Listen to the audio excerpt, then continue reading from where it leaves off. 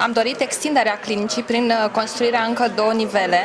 Obiectivul principal a fost îmbunătățirea calității serviciilor medicale, atât prin eficientizarea circuitelor operaționale, cât și prin completarea dotărilor. Ca servicii medicale noi avem mica chirurgie cu spitale de zi, cu spitalizare de zi și serviciile de pediatrie care vor fi în regim de non-stop. Avem alocat pentru fiecare nivel un departament medical și anume la demisol avem departamentul de imagistică, cuprinzând ostodensitometria, mamografia, radiologia, ecografia 4D. La parter, aici unde ne situăm acum, avem serviciile de specialitățile medicale și anume neurologie, cardiologie, medicină internă și altele. La etajul 1 avem departamentul de pediatrie care oferă și servicii de spitalizare de zi.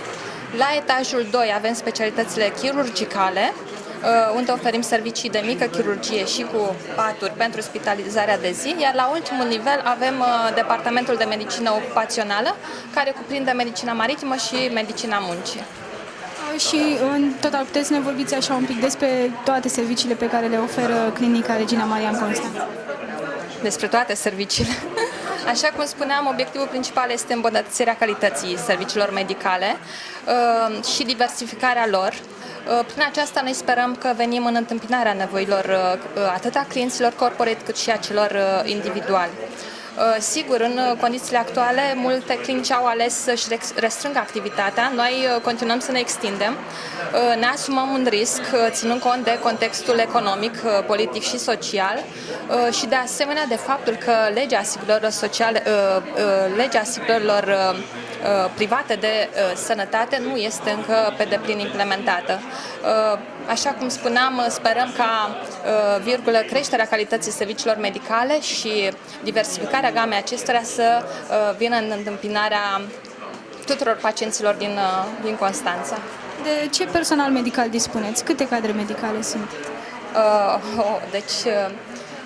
Total, numărul angajaților ajunge la peste 130, atât colaboratori cât și full-time.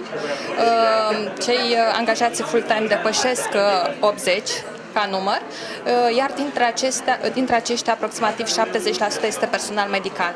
Medici, asistente, biochimiste, psihologi putem încadra aici. Vorbiți-ne puțin pe scurt despre rezultatele obținute aici la clinică. Despre rezultatele care anume financiare, cu pacienții, cu cei care au operat la dumneavoastră. Rezultate sunt receptivi constanțenii la serviciile pe care le oferiți dumneavoastră, vin aici și se vindecă din punctul acesta. Noi ne-am confruntat în ultimii aproximativ 2 ani de când grupul nostru de firme și-a schimbat brandul, trecând de la Centrul Medical Unilar la Regina Maria, ne-a confruntat cu un val crescut, cu o afluență crescută de pacienți. Am încercat să venim din punct de vedere operațional, să venim în întâmpinarea lor, însă, așa cum spuneam la început, nu am avut spațiu suficient. Aceasta, de fapt, ne-a condus la extinderea clinicii, la nevoia de a extinde clinica. Pacienții, în mare măsură, sunt mulțumiți, dar ca în orice domeniu de prestări servicii, sigur, există și poate un procent mic de nemulțumiri. Sperăm ca pe parcurs procentul acesta să scadă, desigur. Da.